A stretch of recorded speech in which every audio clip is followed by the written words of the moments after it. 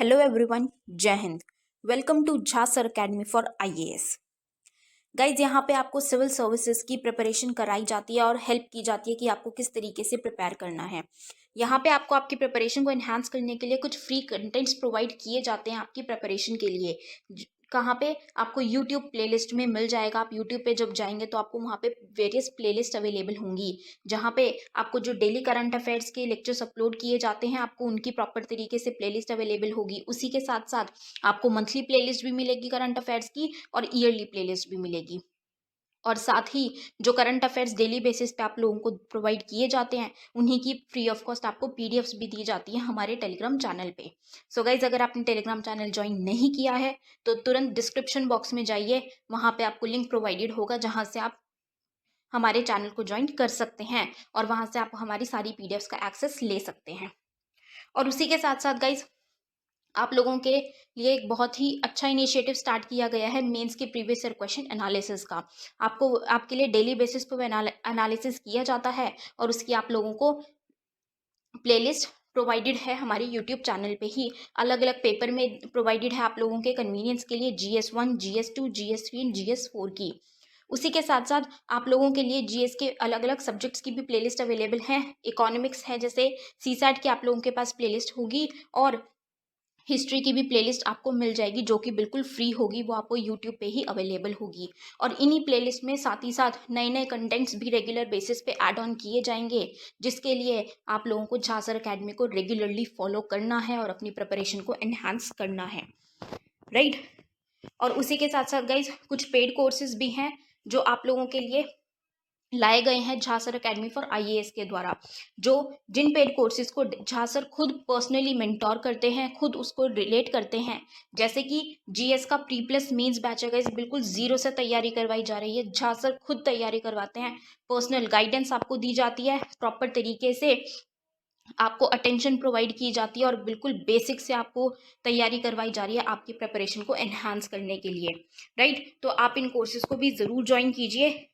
जैसे कि एक मेंस का भी आंसर राइटिंग का टेस्ट सीरीज बैच चल रहा है और प्रीलिम्स का भी टेस्ट सीरीज कोर्स चल रहा है गाइज, जो आपको हमारी ऐप पे टेस्ट सीरीज प्रोवाइड की जाएंगी। 10,000 क्वेश्चंस की आपको प्रैक्टिस कराई जाएगी। वो 10,000 क्वेश्चंस आपको कहाँ पे अवेलेबल होंगे? Jha sir academy for IAS की वेबसाइट पे भी अवेलेबल है और हमारा एक ऐप भी है Jha sir academy for IAS.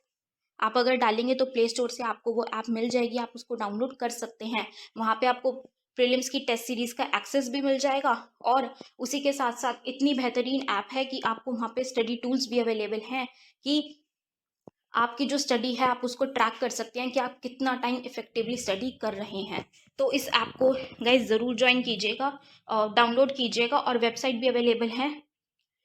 उस वेबसाइट पे भी आप जाके सब कुछ एक्सेस कर सकते हैं जो कि ऐप पे अवेलेबल है, right.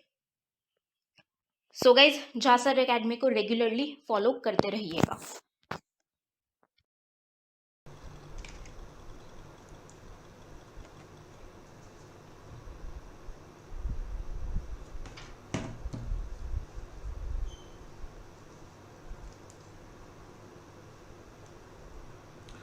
Good morning, guys. Am I audible to all?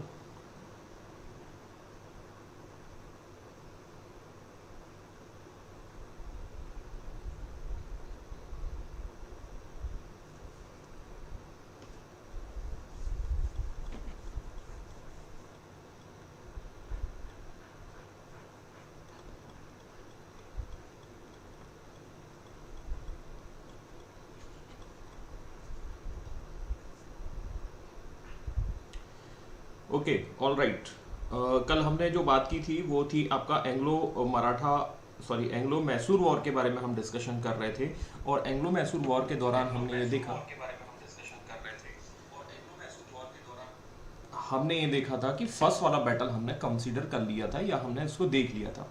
अब हम बात करने वाले हैं, अब हम बात जो करने वाले हैं वो है आपके सेकंड एंग्लो मैसूर वॉर, है ना। सेकंड एंग्लो मैसूर वॉर के बारे में बात करेंगे, ठीक है। और गुड मॉर्निंग, नमस्कार।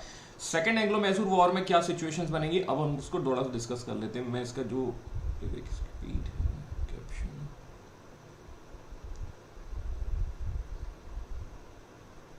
ओके, ठीक है। सेकेंड एंग्लो मैसूर वॉर में हमें थोड़ा सा समझना होगा कि किस तरीके की सिचुएशंस आपको देखने को मिल रही हैं, ठीक है। तो मैं इसके पहले बैकग्राउंड को हम डिस्कस कर लेंगे, और बैकग्राउंड को डिस्कस करने के लिए हमें थोड़ा जाना पड़ेगा आपके वर्ल्ड हिस्ट्री वाले पॉइंट ऑफ व्यू से, ठीक है। तो उसके सिचुएशंस को समझना है, तो उसके बेस पर हम जो है इसको आसानी से अंदाज़ा लगा पाएंगे। देखिए, एक चीज़ और मैंने आपको बताई थी कि ब्रिटिश और फ्रेंच जो हैं वो एक तरह से भारत पाकिस्तान की तरह हैं। गुड मॉर्निंग राजवीर जी, आपका पीडीएफ मुझे मिल चुका है और मैंने उस पर काम भी कर दिया है। आपको जो मुगल वाला जो पीडीएफ है वो नहीं मिला है, मुगल पार्ट 1, ठीक है। मैं इसको अभी आपको सेंड कर दूंगा, ठीक है। तो देखिए, सबसे पहले इसके बैकग्राउंड को हम थोड़ा सा देख लेते हैं, और बैकग्राउंड में यदि आप जाते हैं तो you will find out a American freedom struggles, ठीक है। An American we can say that कि अमेरिका की बात करें तो 1775-76 की बात यदि हम करते हैं तो वहां पर आपको देखने को मिलेगा अमेरिका में एक क्रांति हो रही है, और आपके वहां पर फ्रीडम स्ट्रगल्स को लेकर क्रांति हो रही है। फ्रीडम स्ट्रगल्स, अमेरिका की क्रांति, ये वो सिचुएशन है जो वर्ल्ड हिस्ट्री का एक इंपॉर्टेंट टॉपिक है और आपके ऑप्शनल वाले सब्जेक्ट्स में भी आपको देखने को मिलेगा। अब दूसरा एक चीज और है, ठीक है, आपके जो जीएस वाले पार्ट है उसमें भी आपको देखने को मिलेगा मेंस वाले सिलेबस में। अमेरिका में एक फ्रीडम स्ट्रगल चल रहा है, 1776 का समय है, और आपको थोड़ा बहुत याद होगा तो 4 जुलाई 1776 that is the independence day of the America, ठीक है। और उस सिचुएशंस के दौरान there was a war, we can say that there is a war situations, और ये जो फ्रीडम स्ट्रगल चल रहा है वो अमेरिका और ब्रिटेन के बीच में है। ब्रिटेन और अमेरिका के बीच में ये लड़ाई चल रही है, कुछ कॉलोनीज को लेकर होता है, 12-13 जो आपकी कॉलोनीज होती हैं। और इस फ्रीडम स्ट्रगल्स के दौरान हम देखते हैं कि अमेरिका को सपोर्ट कौन कर रहा है, वो है हमारे French. The French is going to support to the Americans. In such conditions जो है फ्रेंच और ब्रिटेन जो है वो आमने सामने आ जाएंगे। मतलब हम ऐसा कहें कि ब्रिटेन और फ्रांस जो है वो आमने सामने आ जाएंगे, इनके बीच में लड़ाई वाला मुद्दा हो जाएगा और घटना जो है वो आपको देखने को मिलेगी। तो वी कैन से दैट कि कहीं ना कहीं जो है जो विवाद हैं वो अमेरिका और ब्रिटेन की, तो चलो ठीक है ये होगा, ठीक है। लेकिन हम देखेंगे ब्रिटेन और फ्रेंच, और ये दोनों यूरोप की जो खास कंट्री हैं और उनके बीच में जो है लड़ाई झगड़ा चलता है। इसके अलावा मैंने आपको फ्रेंच एंग्लो वॉर जब पढ़ाया था, ठीक है, जब आपको मैंने ब्रिटिशर्स के बीच में और फ्रेंच के बीच में लड़ाई देखी थी, तो वो भी आपका 36 का आंकड़ा वहां से कनेक्ट करके देख सकते हैं। तो अंग्रेज और फ्रांसीसियों के बीच में लड़ाई झगड़ा चल रहा है, और ये लड़ाई झगड़ा का प्रभाव हमने एंग्लो कर्नाटिक वॉर्स में भी देखे थे, वी कैन से दैट। और ये इस बैकग्राउंड में 1776 में कहानी शुरू होती है, ठीक है।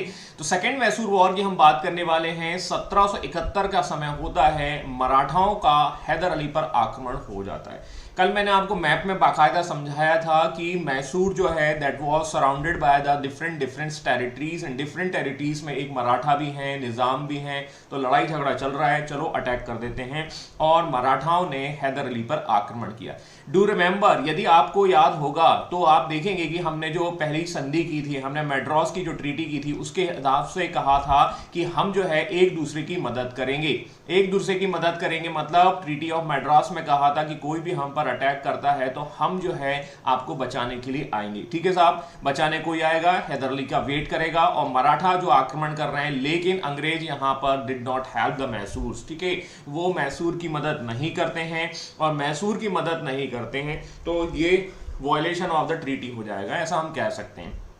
दूसरा हम देखेंगे अंग्रेज जो हैं, अंग्रेज क्या है, माहे, मैंने आपको बताया था माहे that was the French settlement, और ये फ्रेंच सेटलमेंट पर अटैक कर देते हैं अंग्रेज, करेक्ट है। और फ्रेंच सेटलमेंट पर अटैक कर देंगे, इसका मतलब क्या हुआ, इसका मतलब ये हुआ कि कहीं ना कहीं जो है ब्रिटिश और फ्रेंच के बीच में यहाँ तनाव देखने को मिल रहा है। There was a conflict in between these two parties, और यहाँ पर आप देखेंगे अंग्रेजों ने फ्रेंच की बस्ती पर आक्रमण कर दिया है।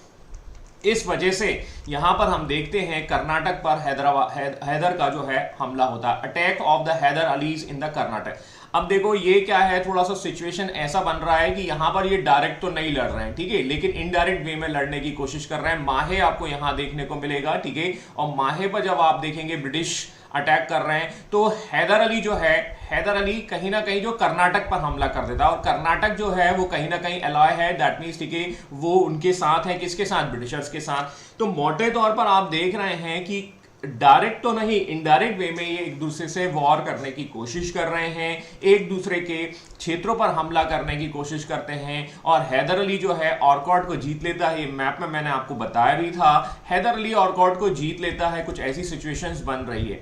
और यहाँ पर एक पोर्ट नोवा का युद्ध होता है, जो मैंने आपको मैप में पिछले एपिसोड्स में हमने डिस्कस भी किया था। पोर्ट नोवा का युद्ध होता है जिसमें हैदर अली और ब्रिटिशर्स के बीच में लड़ाई होती है, क्योंकि ब्रिटिशर्स को जो है वो कहीं ना कहीं क्या है, कर्नाटक वाले जो हैं, दैट मीन्स ब्रिटिशर्स जो है वो कर्नाटक वाले को सपोर्ट कर रहे हैं। और यहाँ पर मोटे तौर पर हैदर अली और अंग्रेज के बीच में एक बैटल होता है, and this battle is called the Porto Novo का बैटल होता है, और जिसमें हैदर अली की हार हो जाती है। तो हैदर अली यहाँ डिफीट हो जाते हैं। थोड़ा सा सिचुएशंस को समझने की कोशिश करिए, और यहाँ पर आप देखेंगे कि ये थोड़ा सा मैप में आप देख लीजिए पोर्ट नोवा, ठीक है, मोटे तौर पर ये हो जाएगा, ये कुछ क्षेत्र है। तो देखो ये माहे आपको यहाँ देखने को मिल रहा है। तो यहाँ पर क्या है, कहीं ना कहीं क्या है, देखिए फ्रेंच सेटलमेंट है, और इस फ्रेंच सेटलमेंट को सपोर्ट कौन कर रहा है, इसको सपोर्ट कर रहा है आपका मैसूर। तो मैसूर ये बोलता है कि आपने हमारे क्षेत्र पर अटैक क्यों किया। पहले तो ये हम थोड़ा सा देख लेते हैं। तो जो आपका हैदर अली है वो कर्नाटक वाले क्षेत्र पर अटैक कर देता है, और कर्नाटक वाला क्षेत्र जो है वो ब्रिटिशर्स के अंतर्गत आता है, मोटे तौर पर ऐसा समझ लीजिए।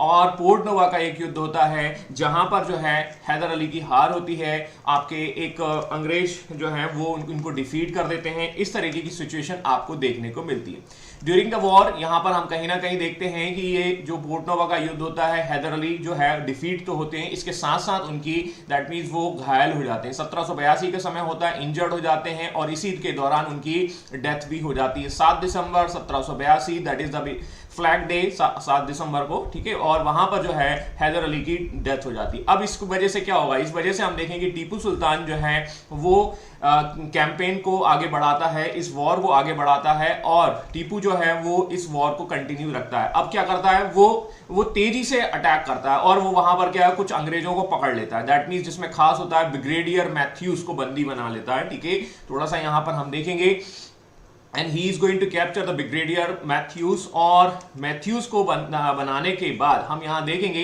कि वो मैड्रास को भी कैप्चर कर लेता। मोटे तौर पर हम कह सकते हैं कि he was going to capture the dominating, मतलब जो आपकी ब्रिटिश पावर है उसको डोमिनेट कर देता है, और जब डोमिनेट करता है तो अंग्रेज जो है फिर वो बैकफुट पर जाते हैं, और मोटे तौर पर ये संधि जो है आपकी के लिए मजबूर हो जाती है। तो ये एक स्टोरी है, मतलब मोटे तौर पर ऐसा समझने की कोशिश करिए कि यहां पर क्या है। देखिए ओवरऑल एक समरी वाइज में देखा जाए तो अंग्रेज क्या कर रहे हैं, ठीक है, अंग्रेज जो है वो माहे पर अटैक कर देते हैं, ठीक है ना। और जो है आपका मैसूर वाला जो है टीपू सुल्तान, या कह सकते हैं आपका हैदर अली, वो कहीं ना कहीं जो है मैसूर के रिस्पेक्ट में ब्रिटिशर्स की बस्तियों पर अटैक कर देता है, मतलब कर्नाटक पर युद्ध कर देता है, जिसकी वजह से ये बैटल शुरू होता है। And finally they are going to settle down by the treaty of Mangalore. Treaty of Mangalore में वही चीज होती है जो हमने देखा कि हम जो है एग्री करते हैं कि एक दूसरे को जो भी मिला है उसको हम वापस कर देंगे। तो ये एक सिनारियो बनता ही है कि हर बार जो है वो कहीं ना कहीं आपका आ जाएगा। अब हम आएंगे तीसरे बैटल की ओर, और तीसरा बैटल जो है वो एक कंक्लूजन की ओर चला जाएगा। अभी तक आप देख रहे हैं कि मोटे तौर पर दोनों ही पार्टीज जो है ऑलमोस्ट इक्वल्स आपको देखने को मिल रही है। तो यहां पर जो है खास सिचुएशन जो बनेगी वो कन्वर्ट होगी, वो तीसरे वाले बैटल की ओर बढ़ेगी। लेकिन before the going to further we need to discuss the reasons of the, हम इनको रीजंस को डिस्कस कर लेते हैं क्या है। तो अंग्रेजों ने माहे पर अधिकार कर लिया था, that was the reason of the second, ठीक है। ये सेकंड वाले एंग्लो जो मैसूर वॉर है उसका रीजन हो जाएगा। इसके अलावा हम देखेंगे फ्रीडम स्ट्रगल्स का भी इंपैक्ट होता है, क्योंकि वहां पर जो आग लगी है वो आग जो है यहां पर भी आ जाती है। इसके बाद देखेंगे violation of the treaty of Madras, ठीक है। हमने देखा था कि एक दूसरे की मदद करेंगे, लेकिन ऐसा कुछ हुआ नहीं। इन सब कारणों की वजह से हम देखते हैं कि ये आपको देखने को मिलेगा। और treaty of Mangalore that was the result of the second Anglo Mysore war. अब हम आ जाते हैं तीसरे मैसूर वॉर की ओर, और तीसरे मैसूर वॉर की जब हम ओर आते हैं तो वहां पर सिचुएशंस काफी कुछ चेंज हो जाने वाली हैं। अब यहां पर आप देखिए, मैं थोड़ा सा बैकग्राउंड की ओर जाऊंगा कि अमेरिकन फ्रीडम स्ट्रगल्स की यदि हम बात करें तो अमेरिकन फ्रीडम स्ट्रगल्स में एक होते हैं Lord Cornwallis, and he was the representative of the British and the जो अमेरिका, यूएसए और अमेरिका के बीच में सॉरी यूएसए और ब्रिटेन के बीच में जो वॉर हो रहा है अमेरिकन फ्रीडम स्ट्रगल्स के दौरान, उस समय ब्रिटेन का रिप्रेजेंटेटिव कौन है? कॉर्नवालिस है। ओवरऑल हम जो देख रहे हैं कि अमेरिका में जो क्रांति हो रही है, उस क्रांति के फलस्वरूप देयर वाज ए बैटल, ठीक है, एक बैटल हो रहा है। उस बैटल में दो पार्टीज लड़ रही हैं। अमेरिका को सपोर्ट किसका है? फ्रेंच का है। और अमेरिका जो है वो लड़ रहा है किसके साथ? वो है ब्रिटेन के साथ लड़ रहा है। और ब्रिटेन का रिप्रेजेंटेटिव कौन है? कॉर्नवालिस, ठीक है। और ये कॉर्नवालिस रिप्रेजेंटेटिव है ब्रिटिशर्स का। और जैसा कि हमें पता है कि इस बैटल में, इस अमेरिकन फ्रीडम स्ट्रगल्स में जो है आपका कॉर्नवालिस हार जाएगा या ब्रिटेन हार जाएगा। अब ब्रिटेन वाले जो है वो बोलते हैं कि भैया तुमने जो है बैटल को हरवा दिया है, you are the whole sole responsible of this team. कहीं ना कहीं कैप्टन पे बात आती है और कैप्टन है कॉर्नवालिस। और कॉर्नवालिस का अब यहां पर हिसाब किताब देखा जाएगा, चेक किया जाएगा, भैया एक काम करो, इनका ट्रांसफर कर दो, ठीक है। और इनका ट्रांसफर कर दिया जाएगा और इनको ट्रांसफर करके झुमरी तलैया भेज दिया जाएगा। झुमरी तलैया का मतलब है दैट इज इन इंडिया, ठीक है। क्या होता है? वही ऑफिसर होता है और ऑफिसर्स को वहां भेज दिया जाता है जहां पर कुछ खास देखने को मिलता है। और उस समय जो है मतलब वर्स्ट जगह है वो है आपका इंडिया। बोला एक काम करो, इसको उठा के वहां भेज दो। और इस तरीके से अमेरिका फ्रीडम स्ट्रगल जो है वो कॉर्नवालिस के लिए अच्छा नहीं होता है। और अमेरिका से सीधा ट्रांसफर होगा इनका, कहां जाएगा? हम कैसे कह सकते हैं? इंडिया। अब कॉर्नवालिस के मन में एक टीस है, मतलब कह सकते हैं कि he want to prove himself, वो अपने आप को प्रूव करना चाहता है ना। वो क्या है कि भाई कि उसको धक्का लगा है कि यार अमेरिका फ्रीडम स्ट्रगल्स जो है उसका रिस्पॉन्सिबल मैं हूं, ठीक है, और मुझे अब कुछ प्रूव करना है, तो क्यों ना हम इस झुमरी तलैया दैट मींस इंडिया में ही ऐसा कुछ करने की कोशिश करें। और जब वो देखता है कि यहाँ पर मैसूर में ऐसी सिचुएशंस बन रही हैं, तो यहाँ पर वो मैसूर को कैप्चर करने की कोशिश करेगा। He want to prove himself, वो अपने आप को प्रूव करने की कोशिश करेगा। और ये शायद आपको पता होना चाहिए कि अमेरिका के क्रांति के समय पर ब्रिटेन और अमेरिका के बीच में जो स्ट्रगल चल रहा है, ब्रिटेन का रिप्रेजेंटेटिव है कॉर्नवालिस और अमेरिका का है रिप्रेजेंटेटिव वॉशिंगटन, ठीक है। तो ये वहीं से आपको नाम समझ में आ जाना चाहिए, ठीक है। तो ये आपको पता होना चाहिए। अब हम बढ़ रहे हैं सेकंड मैसूर वॉर की ओर। और यहां पर आप देखते हैं कि सेकंड मैसूर वॉर के पहले दैट मींस टीपू सुल्तान जो है वो अपनी पोजीशन को मजबूत करने की कोशिश करता है, ठीक है। एक्चुअली क्या है कि देखिए उनको भी नुकसान होता है और अपनी पोजीशन को वो मजबूत करने की कोशिश कर रहा है, करेक्ट है। अब इस वजह से he was sending some kind of the that means envoy, जो आपके एम्बेसडर कह सकते हैं या रिप्रेजेंटेटिव कह रहे हैं, वो मदद के लिए भेज रहा है। और थोड़ा सा गौर फरमाइएगा, 1787 दैट इज 1787, और इस समय तक फ्रेंच रिवॉल्यूशन हो चुका है।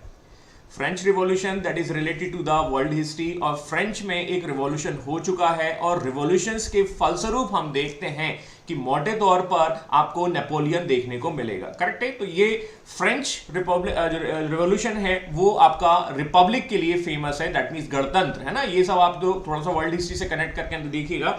और टीपू सुल्तान इन चीजों से काफी इंपैक्टिव है, मतलब काफी ज्यादा कह सकते हैं प्रभावित, इन्फ्लुएंस है, मतलब वो बहुत ज्यादा। और इस वजह से वो अपने मदद और अपने आप की स्थिति को मजबूत करने के लिए ये सब चीजें करने की कोशिश कर रहा है। तो अपनी मजबूत स्थिति तो करना ही है। दूसरा क्या है? दोस्ताना, ठीक है, दैट मींस ठीक है हम अब कहीं ना कहीं जो है उनसे दोस्ती करने की कोशिश करेंगे। फ्रेंच और टर्की को जो है अपने अब दूत भेजते हैं। अब होता ये है कि यहां पर एक सिचुएशन और बन रही है, मैं इसको थोड़ा इधर कर देता हूं।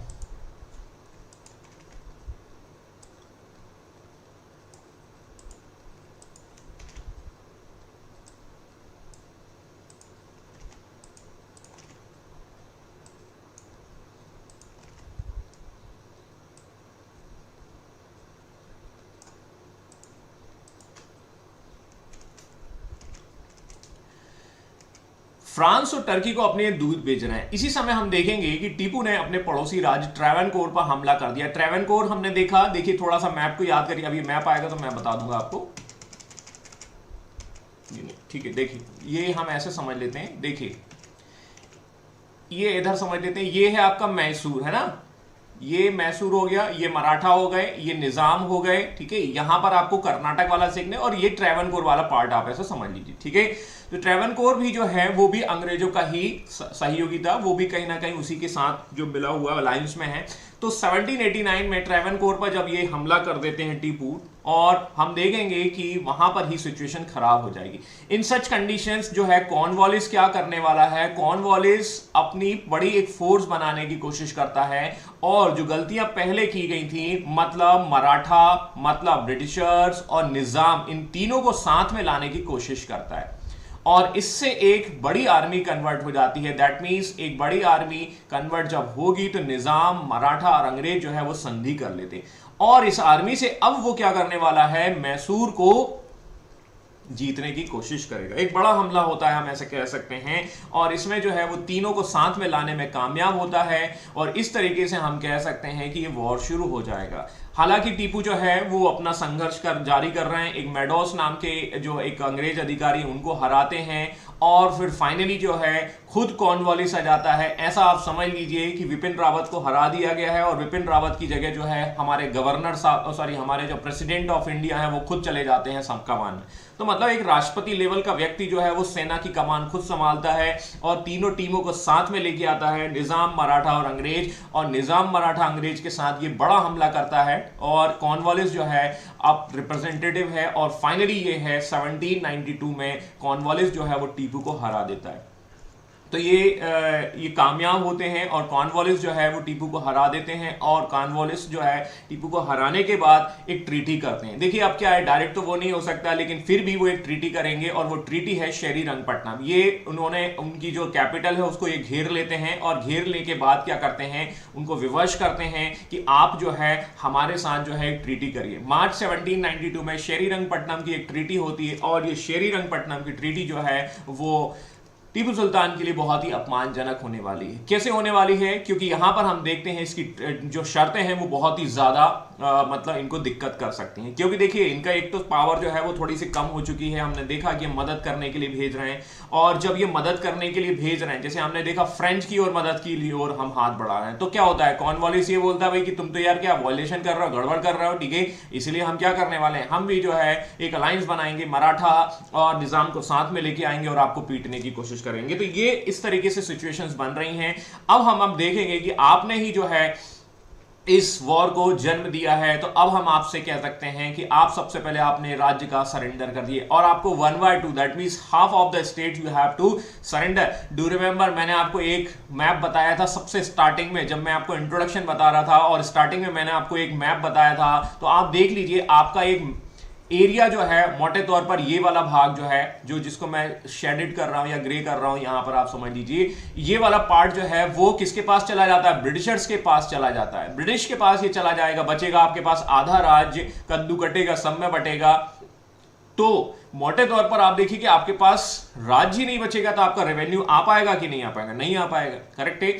और आपको 3 करोड़ रुपए हर्जाना भी देना होगा, compensation, because you are the culprit of the battle. कहीं ना कहीं आप जो है वो मदद मांगने के लिए जा रहे हो, इसी वजह से हम कह सकते हैं कि हम आपसे जो है पैसा वसूलने की कोशिश करेंगे, और 3 करोड़ रुपया आपको देना पड़ेगा हर्जाना।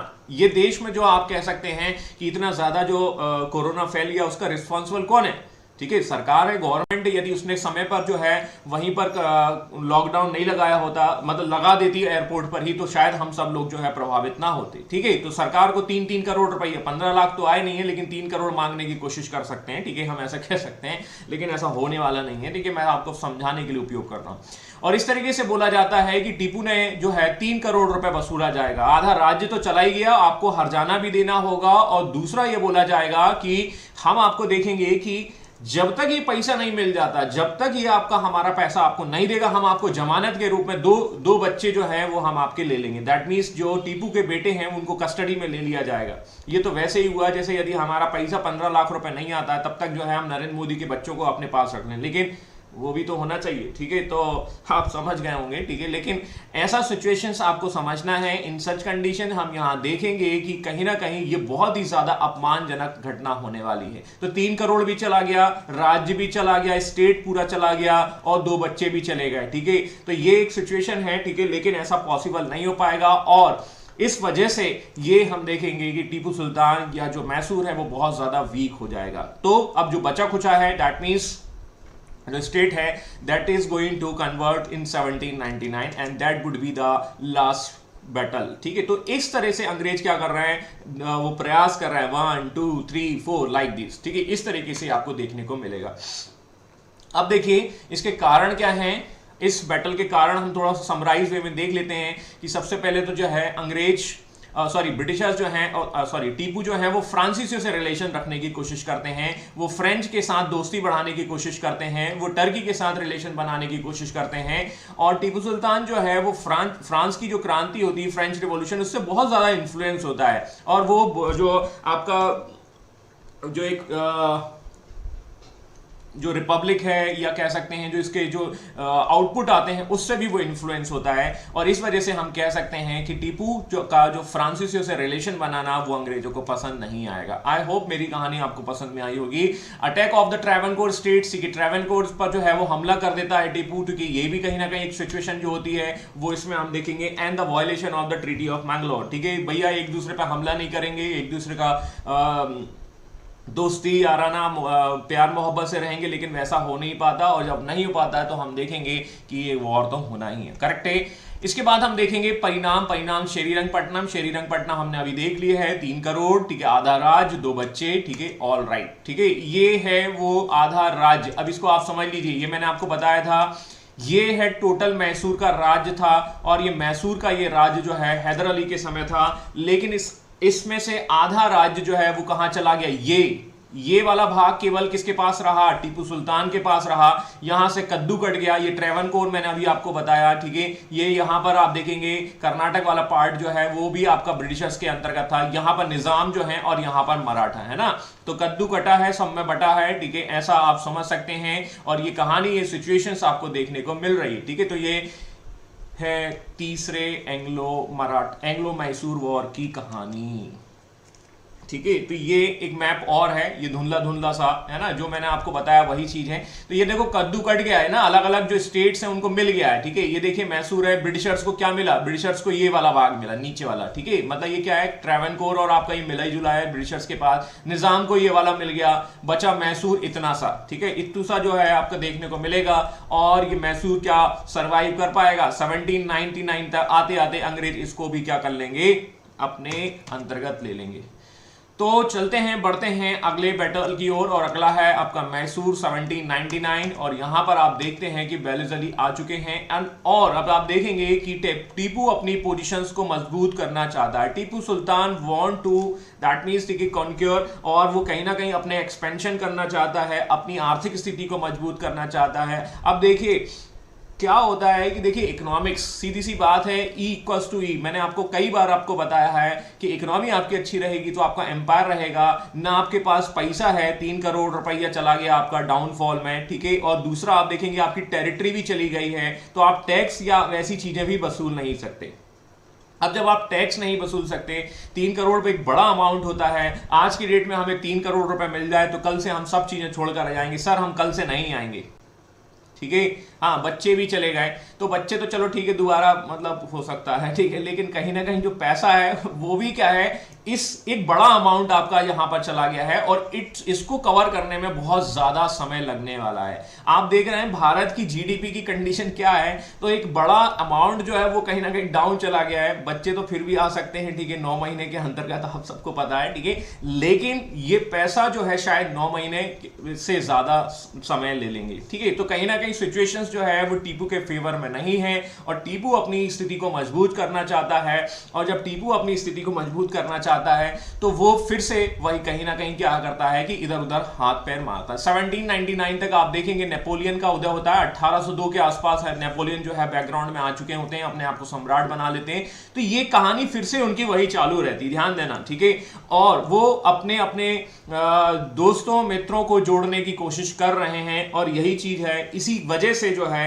आपको देखने को मिलेगा कि जो है अंग्रेज इन पर बोलेंगे कि भैया नहीं। अब आप देखिए इस समय तक क्या है कि इस समय तक आते आते तक वेलेज़ अली जो है वो भी आ चुका है और वेलेज़ अली क्या बोलेगा कि आपको जो है हम आपको एक संधि बता रहे हैं और उस संधि पर आपको सिग्नेचर करने होंगे, आपको सब्सिडरी अलायंस पर साइन करने होंगे। 1798 के आसपास वेलेज़ली आ चुके हैं और वो हैदराबाद को इस तरीके से ऑफर भेज चुके हैं, तो इनके जितने भी जो चेले चपाटे होते हैं वो सारे के सारे उस संधि को एक्सेप्ट करने की कोशिश कर रहे हैं। और वेलेज़ली जो है इसी प्रकार का ऑफर जो है मैसूर को देता है, और मैसूर में इस समय है टीपू सुल्तान, और टीपू सुल्तान क्या इसको एक्सेप्ट करेगा? नहीं भाई, इना हो सके, ठीक है, हम ये नहीं एक्सेप्ट करेंगे, हम इस प्रस्ताव को बिल्कुल डिनाई कर देते हैं। और यदि आपको सहायक संधि याद है, डू रिमेंबर, मैंने आपको क्या बताया था? एक जनरल बोगी का डब्बा। जनरल बोगी का डब्बा का मतलब दैट मींस, ठीक है, कह सकते हैं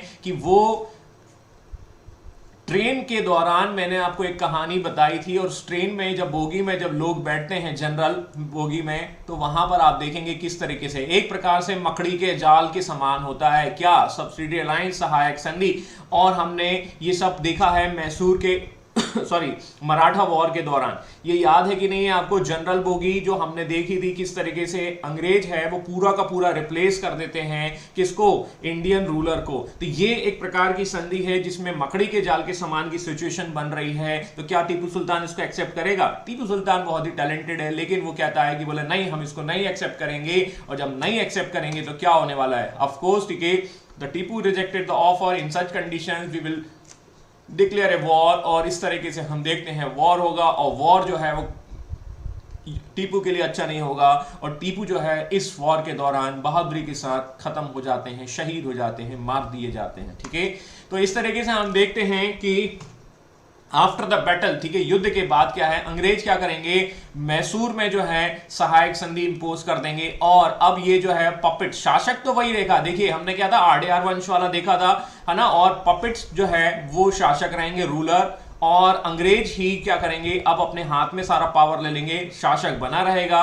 और इस तरीके से सिचुएशन वही आ जाती जो मैंने आपको जो आखिरी में, जो स्टार्टिंग में मैंने आपको इंट्रोडक्शन के दौरान समझाई थी। ठीक है, तो इस संधि के थोड़ा सा इस बैटल के कारण आप देख लीजिए। दैट मींस द सहायक संधि की नीति, सब्सिडी ट्रीटी पॉलिसी। वेलेज़ली जो है वो सब्सिडी पॉलिसीज को इंपोज करना चाहता है मैक्सिमम जगह पर, और अपने साम्राज्य का विस्तार करना चाहता है, मतलब ब्रिटिश साम्राज्य का। ये है सहायक संधि का कारण। दूसरा हम देखेंगे नेपोलियन का भी। अब देखिए मैंने ये भी बताया था नेपोलियन क्या कर रहा है? वो सारी की सारी चीजों को वो वहां पर रिपब्लिक लेके आना चाहता है जहां पर मोनार्क होता है। ठीक है, तो वो सारी की सारी, मतलब जो क्रांति हो रही है, जो रिवॉल्यूशन हो रहा है, उस रिवॉल्यूशन को फैला दो, आग की तरह फैला दो। और इस तरीके से हम देखते हैं कि नेपोलियन इस समय बहुत तेजी से राइज हो रहा है। याद करिए, देखिए जैसे कोरोना कितना तेजी से फैला है, ठीक है, एक दिन में 4-4 लाख केस तक पहुंच चुके थे, वैसे ही कुछ समय सिचुएशन समझ लीजिए नेपोलियन का इतना ज्यादा डर था।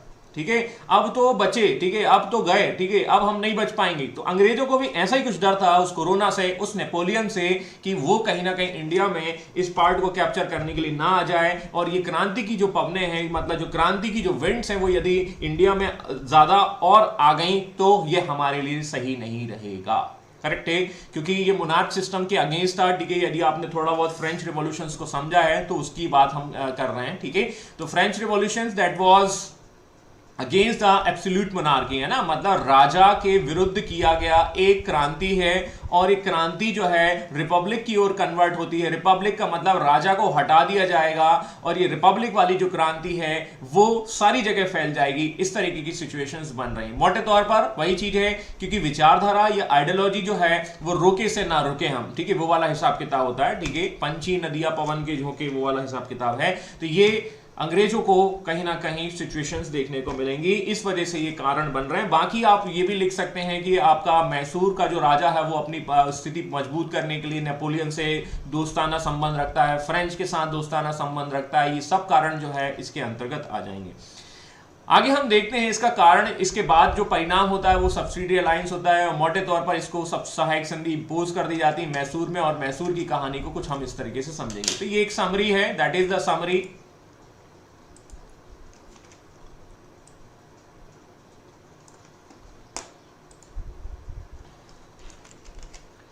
दिस इज द समरी, ठीक है। ये थोड़ा बैटल का जो समरी है वो आप देख सकते हैं कि हैदर अली यहाँ पर रहते हैं, 1782 में उनकी डेथ हो जाती है। टीपू सुल्तान जो है 1782 में सेकंड बैटल के बाद जो है वो कमांड हासिल करते हैं। यहाँ पर जो अंग्रेज गवर्नर हैं वो हैं आपके वॉरेन हेस्टिंग्स यहाँ देखने को मिलेंगे। Cornwallis, this was the person, ठीक है, ये वही है, ठीक है, ध्यान देना, पकड़ना। और ये वेलेस अली होगा। ट्रीटीज जो है मैड्रास, मैंगलोर, शेरीरंगपट्टनम सहायक संधि और क्या क्या होता है वो हम थोड़ा थोड़ा देख लेते हैं, ठीक है। तो पोर्ट नोवा का युद्ध हो जाता है, ठीक है, वो आप समझ सकते हैं, ठीक है, यहाँ पर आप मेंशन कर सकते हैं। इस तरीके से एक समराइज वे में हमने समझ लिया है। And finally that was the end of the Tipu, ये टीपू का अंत हो जाता है, ये हमने देख लिया है यहाँ पर, करेक्ट है, जो मेरे जस्ट पीछे। तो ये टीपू सुल्तान की कहानी हमने देखा। और अब देखो ये कहानी कैसे आती। आफ्टर द बैटल, बैटल के बाद जो होता है, एक 5 साल का एक छोटा सा एक यंग बच्चा जो है उसको बना दिया जाएगा क्या, राजा। लेकिन इसके मेन कर्ता धर्ता होंगे अंग्रेज। और ये है मैसूर की कहानी। कृष्णा जो राज है सेकंड से कन्वर्ट होकर ये कृष्णा राज थर्ड के पास आ जाएगा, मोटे तौर पर ऐसा समझ लीजिए। ये वही है कृष्णा राज सेकंड जो म्यूजिक सुनते रहते थे। और इस तरीके से हम देखेंगे a British resident is that means, ठीक है, जो है वो अपॉइंट कर दिया जाएगा। ये सब क्या है, एक सहायक सब्सिडी अलायंस का ही एक पार्ट होता है। और हम देखेंगे कि राज्य जो है डिवाइड कर दिया जाता है। ओके साहब, ये भी हम देख चुके हैं। बाद में 1830 के आसपास ये विलियम बेंटिक का टाइम होगा और इसको एनेक्सेशन अपने हाथ में ले लिया जाएगा, एनेक्स कर लिया जाएगा, पूरा अपने शासन में ले लिया जाएगा। ये है कहानी मैसूर की। और मैसूर को इस तरीके से हम समझ लेते हैं, ठीक है। और कुछ मैसूर से रिलेटेड हम थोड़ा सा देख लेते हैं कि टीपू सुल्तान जो है वो फ्रेंच रिवॉल्यूशंस का काफी समर्थक होता है। वो अपने आप को जो है सुल्तान के बजाय नागरिक कहना चाहता है, क्योंकि फ्रेंच रिवॉल्यूशंस में ऐसी ही चीजें निकल कर आई थी, करेक्ट है। और देखिए अब ये तो राजनीति है, ठीक है, बट ये पहला ऐसा किंग था, पहला ऐसा राजा था या पहला ऐसा व्यक्ति था जो अंग्रेजों को चैलेंज कर रहा है, ठीक है। और आप देखिए मराठा इतने बड़े एम्पायर को हराने में उनको 3 बैटल लगे, जबकि इसको हराने में तो 4 बैटल लगे। तो दैट मींस कि उनका रेजिस्टेंस मतलब कितना ज्यादा है, कितना पावरफुल है। यदि आप इनके धर्म या रिलीजन्स को कोने में रख दें तो इन्होंने वाकई में जो है अंग्रेजों से बड़ा लंबा लोहा लिया है, ठीक है, ऐसा हम कह सकते हैं। जैकोबिन, यस, जैकोबिन क्लब के बारे में बात करते हैं। तो जैकोबिन क्लब जो है फ्रेंच रिवॉल्यूशन से रिलेटेड है, जिसमें दिहाड़ी मजदूर जो लोग हैं वो डिस्कशंस किया करते थे, ऐसा आप समझ सकते हैं। और एक फ्रीडम, दैट मींस एक स्वतंत्रता का पेड़ लगाया, that is the symbol of the French, है ना। शेरीरंगपट्टनम में लिबर्टी, दैट मींस लोगों की स्वतंत्रता से संबंधित जो है उसको पेड़ लगाया। और इस तरीके से वो अपनी बात कहता। तो he was very much influenced by the, और ये काफी पढ़े लिखे भी थे, ठीक है, कई भाषाओं का भी ज्ञान था, ऐसा कहा जाता है, ठीक है। और हमारे यहाँ ऐसे व्यक्ति की कदर तो होती नहीं है। मनमोहन सिंह जो है उनको भी 7 से 8 भाषाओं का ज्ञान है, मतलब मेरे ख्याल से काफी कुछ टैलेंटेड है, लेकिन आप बता देते हैं। टीपू सुल्तान के बारे में कहा जाता है कि वो जो है सभी धर्म को मानते हैं, ठीक है। वो बात अलग है कि हमारी इंडियन पॉलिटिक्स जो है, वर्तमान की इंडियन पॉलिटिक्स इनकी कदर नहीं करती है, ठीक है। तो ये थोड़ा बहुत इनके बारे में है, ठीक है। बाकी और अपनी सेना को आधुनिक शस्त्रागार, मतलब कह सकते हैं जो आपकी फ्रेंच लोगों के साथ मदद लेकर ये उसको मॉडर्नाइजेशंस की ओर कन्वर्ट करते हैं, मतलब मॉडर्न नेवी भी बनाते हैं, मॉडर्न सेना भी बनाते हैं, मतलब आप कह सकते हैं। और इनके द्वारा खास बात यह है कि इन्होंने जो है वो रॉकेट का आविष्कार किया। रॉकेट जिसको आज की डेट में हम कहते हैं भाई रॉकेट का यूज वॉर में किया। अंग्रेज, इन्होंने जब रॉकेट छोड़े तो अंग्रेजों के भी छक्के छूट गए कि बोला ये क्या चल रहा है, ठीक है। तो he was the first person, ठीक है, behind this kind of the introduction of the technology. और ये टेक्नोलॉजी इतनी ज्यादा हुई कि आज की डेट में रॉकेट ही रॉकेट उड़ते हैं ना। तो थोड़ा सा आप समझ सकते हैं कि इन्होंने कुछ साइंस वाइंस के भी इन्वेंशंस किए। ये कुछ आपके दूतावास हैं, ठीक है, ये यहाँ पर हम समझ लेंगे, ठीक है। तो ये कुछ सिचुएशंस आपको देखने को मिल रही हैं, और ये सिचुएशंस जो है वो आपको बताती हैं कि किस तरीके से आपके मैसूर जो है वो आपको डेवलपमेंट देखने को मिलता है। तो ये मैसूर वाला जो भाग है वो हमने जीत लिया, और मैसूर को भी हम जीत चुके हैं। अब देखिए सिचुएशंस कैसे होता है, थोड़ा सा समझने की कोशिश करेगा। ब्रिटिशर्स जो हैं वो वॉर कर रहे हैं, ना केवल वो यूरोपियंस कंपनी के साथ वॉर कर रहे हैं, इसके अलावा वो वॉर कर रहे हैं किसके साथ, इसके अलावा जो है वो इंडियन रूलर को भी वो जीत रहे हैं। तो ये वॉर की स्ट्रेटजी तो चल रही है, इसके अलावा उनकी कुछ पॉलिसीज हैं। अब हम थोड़ी सी पॉलिसीज को डिस्कस कर लेंगे, और पॉलिसीज से वो क्या करने वाले हैं, रेवेन्यू कलेक्ट करने वाले हैं। और रेवेन्यू कलेक्ट करने से क्या मिलेगा, टैक्स मिलेगा। टैक्स मतलब पैसा, मनी, और भारत के लोगों को वो चूसने का काम करेंगे, एक सामान्य शब्द में कहें। और ये जो चिड़िया है, दैट मीन जिसे सोने की चिड़िया कहा जाता था, वो गोल्ड की चिड़िया कन्वर्ट हो जाएगी, ब्लैक, ठीक है, बिल्कुल ग्रेफाइट की तरह काली जो हो जाएगी, वो कहानी हम जानने वाले हैं। तो इनकी पॉलिसीज को थोड़ा सा समझने की कोशिश करते हैं, और पॉलिसीज को समझने के लिए हमें जाना होगा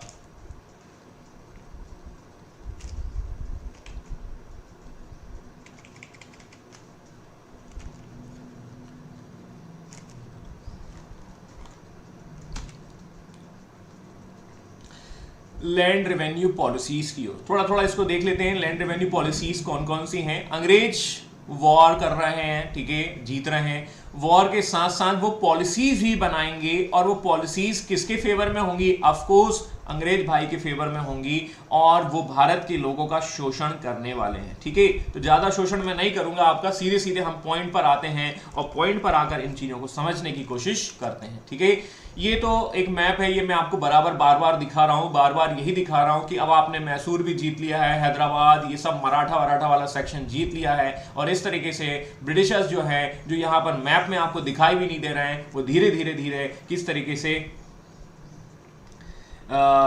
पूरे भारत को कैप्चर करने की कोशिश कर रहे हैं। बिल्कुल सही कहा अजीत जी, चिड़िया के पास जाना होगा। अब चिड़िया के पास हमें थोड़ा सा जाना है, समझना है, ठीक है। तो देखिए क्या है कि दैट मीन्स थोड़ा सा इसको समझने की कोशिश करिएगा। Rajveer ji, thank you for your list, मतलब वो आपके पास आपकी मिल गई है मुझे लिस्ट, मैं उस पर काम कर रहा हूं, और वो आपको जल्दी पार्ट 1 मिल जाएगा। इसके अलावा तो और कोई दिक्कत हो तो बताइएगा, ठीक है। After assuming the control in the different part of the India, the company follow a number of method of the collection of the land revenue depending on the local conditions. भाई जैसा देश वैसा भेष, मतलब हम कह सकते हैं जैसा जगह, जैसी प्लेसेस, और उसके हिसाब से टैक्स और रेवेन्यू पर बात की जाएगी। सिचुएशन हमेशा एक सी तो नहीं होती, कहते हैं ना, ठीक है, कि सिचुएशन एक सी नहीं होगी, और जब सिचुएशन एक सी नहीं होगी तो आपका काम भी एक सा नहीं होना चाहिए, और जब वो काम एक सा नहीं होगा तो वो अलग अलग जगह अलग अलग घटनाएं देखने को मिलेंगी। तो अलग अलग तरीके वो अपनाते हैं, और ये जनरली क्या होगा? रेवेन्यू की फॉर्म में होगा। The mostly it was in the form of the revenue farming, ठीक है। और किसानों पर टैक्स वसूला जाता था, और जब टैक्स वसूला जाएगा तो आप देखेंगे कि टैक्स जब वसूला जाएगा तो अंग्रेज क्या है, अलग अलग नीतियां अपनाते हैं। उन नीतियों को हम यहां पर डिस्कस करने वाले हैं, ठीक है। और जो हम कह सकते हैं कि अंग्रेज रिसर्च भी कर रहे हैं, ठीक है। The gradually the company acquire the knowledge about the land revenue system prevalent in India and devise long term policies in the different regions. ये वही है, ठीक है। अब देखिए हमारे यहाँ मोटे तौर पर आप वैट को समझ लीजिए। वैट हमारे यहाँ अलग अलग स्टेट में अलग अलग है, ठीक है। और यदि आपको थोड़ा बहुत याद हो तो गोवा में, जैसे आप देखेंगे गोवा में वैट कम लगता है पेट्रोल वगैरह पे। यदि आप मध्य प्रदेश जाएंगे, ठीक है तो हिंदुस्तान का दिल, लेकिन इनका दिल इतना बड़ा नहीं है, और ये वैट कुछ ज्यादा ही वसूलते हैं, ठीक है। थोड़ा तो दिल्ली में आप चले जाइए, वहां हिसाब किताब अलग है, बंगाल में चले जाए तो अलग अलग। तो टैक्स की दर जो है वो अलग अलग है, ठीक है, डिपेंड ऑन द दिल ऑफ द स्टेट। सीधी सी बात है, जिस राज्य का सरकार का दिल बड़ा होगा वो इतना ज्यादा जो है आप पर टैक्स नहीं देगी। और एक तो बहुत ही खास स्टेट है बिहार, है ना, वहां उन्होंने क्या कर दिया, वहां उन्होंने क्या है जो है वो लिकर स्टेट, वो उनको क्या है ड्राई स्टेट कन्वर्ट कर दिया है ना। ड्राई स्टेट का मतलब वहां पर शराब बंदी कर दी है, और शराब बंदी बंद कर दी है तो अब जो है वो टैक्स कहां पर वसूला जाता है? वो पेट्रोल में ही वैट लगाकर वसूला जाता है। मतलब जो अब दारू नहीं पीता था पहले, अब उसे दारू इनडायरेक्ट वे में पीनी पड़ रही है। मतलब पेट्रोल तो सभी भरवाते हैं, और पेट्रोल पर वो वैट दे रहा है ज्यादा, ठीक है। तो मोटे तौर पर आप ऐसा समझ सकते हैं, ठीक है, ये कहानी सिचुएशन। और शराब तो बिक ही रही है, ठीक है, वो तो कभी ऐसा हो ही नहीं सकता कि यहाँ पर शराब जैसी चीजें जो है वो बंद हो जाए। तो आप पीने दीजिए, लोगों को क्यों रोक रहे हैं, ठीक है। मैं समर्थन कर रहा हूं, ठीक है, मतलब ऐसा मत सोचना कि मैं कुछ ज्यादा, ठीक है, लेकिन आप वहां से समझ सकते हैं। गॉट इट माय पॉइंट्स, ठीक है। दिस इज द सिचुएशन, ठीक है। यस, आपको शायद जानकर आश्चर्य होगा, गुजरात ड्राई स्टेट है ना, गुजरात ड्राई स्टेट है, लेकिन सबसे ज्यादा शराब वहीं पी जाती है, ठीक है। और शराब की बोतल मान के चलिए 100 रुपीज की है, ठीक है, तो वहां पर वो 300 to 500 मिलती है, और आसानी से मिल जाती है। आप दमन द्वीप या दादर नगर हवेली तरफ चले जाइए, ठीक है, क्योंकि वहां तो यूनियन टेरिटरीज हैं, और वहां पर ये आपको मिल जाएंगी आसानी से, ठीक है, सस्ती भी मिल जाएगी, ठीक है। तो ये तो सब चीजें हैं, ठीक है। अब आप सब समझदार हैं, ठीक है, मैं इसलिए ये सब बातें इतनी अच्छी तरीके से कह पा रहा हूं, ठीक है। चलो, मेन उद्देश्य क्या है? मेन उद्देश्य है टैक्स को कलेक्ट करना या टैक्स को बढ़ाना। हमारा यही है कि हमें क्या है, भारत को लूटना है। चलो तो देखते हैं कि विभिन्न हिस्सों में अलग अलग नीति अपनाई जाती। सर आपको पता है जी सर, मेरे को भी पता है, मैं भी थोड़ा बहुत घूमा हूँ, ठीक है। शायद मैंने एक बार आपको बताया भी था कि मैं पहले प्राइवेट सेक्टर में था और प्राइवेट सेक्टर्स में मैं काफ़ी जगह रहा हूँ, ठीक है। तो वहाँ से आप कनेक्ट करके समझ सकते हैं कि मैं गुजरात भी रहा हूँ, मुंबई भी रहा हूँ, मैं बेंगलुरु भी रहा हूँ, ठीक है। और यूपी ऑलमोस्ट मैंने सभी जगह घूमा हुआ है। दिल्ली में रहा हूँ, ठीक है। दिल्ली तो कुछ खास ही है, ठीक है, लगाव है। तो ठीक है, बिल्कुल आप समझ सकते हैं कि ये सिचुएशन किस। यस सर, कनेक्ट कर लिया। Thank you. और अब देख लेते हैं कि हम जिसको हम पढ़ने वाले हैं। देखो, अब ये वैसी ही कहानी है जैसे मैंने आपको जियो कंपनी के बारे में बताया। जियो कंपनी क्या कर रही है, आपको क्या है, फ्री में आपको एक डेटा देती है, ठीक है। और फ्री डेटा देती है आपको, जैसे जैसे धीरे धीरे आदत पड़ जाती है फ्री डेटा की, 1 GB 2 GB 3 GB की आदत पड़ जाती है, रोज दोपहर सुबह शाम आप 1 GB 2 GB 3 GB खाने की कोशिश कर रहे हैं, तो जैसे ही आपको आदत पड़ जाती है वह धीरे से क्या कर देती है, आपको रिचार्ज करने के लिए कहती है। प्राइम मेंबरशिप लेना होगा इतना इतने का, ठीक है। तो वैसे ही कुछ है, ये छोटे छोटे रिचार्ज हैं जो आप पर क्या है कंपनी लगाने वाली है। और ये अलग अलग जगह है ना, मतलब स्थायी बंदोबस्त होगा, परमानेंट सेटलमेंट होगा 19%, 51% रैयतवाड़ी होगा, 30% माहौलवाड़ी सिस्टम होगा। तो अब हम उन रिचार्ज को समझने वाले हैं जो ब्रिटिश कंपनी, जो जियो कंपनी आप पर लगाने वाली है, ये किस तरीके से होता है, थोड़ा सा उसको समझने की कोशिश करते हैं, ठीक है। तो ये है वो एरियाज, ठीक है। 19% जो है परमानेंट सेटलमेंट जो है वो आपको देखने को मिलेगा ये वाले सेक्शन में। हमें देखो मोटे तौर पर एरिया को समझ लेना। ये कौन सी प्रेसिडेंसी है, ये आपको पता है। ये प्रेसिडेंसी कौन से क्षेत्र की आ जाती है, ये आपकी कोलकाता वाली होगी, ठीक है। 19% भाग में हम देखते हैं कि परमानेंट सेटलमेंट देखने को मिलता है, ठीक है। अंग्रेजों ने जो कुछ भी अपना एम्पायर जीता हो उसका 19% जो है परमानेंट सेटलमेंट के अंतर्गत आएगा, ठीक है। इसके बाद आप देखेंगे 51% दैट इज मैड्रास, और मैड्रास वाले में आप देखेंगे कि 51% पर आप जो है कौन सा सिस्टम लगा के आएंगे, रैयतवाड़ी सिस्टम लगा के आएंगे, दैट मींस रैयत है ना। तो अभी बताऊंगा मैं आपको क्या है, ठीक है। और ये है 30% माहौलवाड़ी सिस्टम, और ये नॉर्थ वेस्ट रीजन में आपको देखने को मिलेगा। तो जितना भी आपने जीता, जितना भी अभी आपने युद्ध किया, उनके अलग अलग भाग में अलग अलग प्रतिशत देखने को मिलेगा लैंड रेवेन्यू पॉलिसीज का। ऑलराइट, तो बढ़ते हैं स्थायी बंदोबस्त की ओर। देखो, स्थायी बंदोबस्त का मतलब है परमानेंट सेटलमेंट, ठीक है। परमानेंट मतलब स्थायी हो जाएगा, ठीक है। इसे जमींदारी व्यवस्था भी कहा जाता है। देखिए, अब ये तो थोड़ा सा फैक्चुअल इंफॉर्मेशन है, वो थोड़ा देख लेते हैं।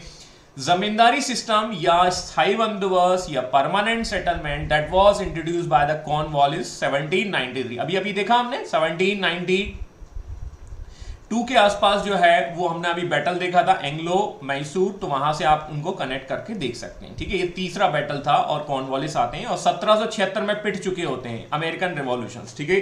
कनेक्ट करिए, ठीक है।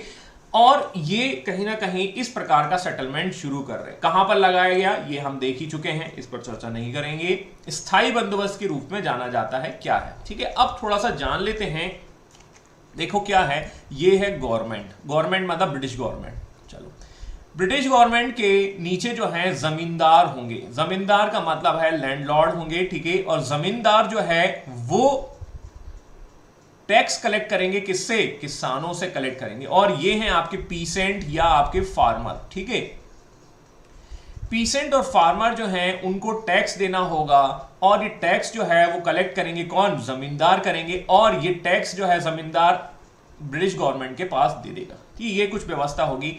अब फार्मर को टैक्स कितना देना पड़ेगा वो अभी हम डिसाइड करेंगे, ठीक है, डिस्कस करते हैं। लेकिन एक्चुअली में क्या है, एक तरीके से बोली लगा ली जाएगी कि जमींदार को प्रति वर्ष मान के चलिए 10 लाख रुपया कंपनी को देना ही होगा।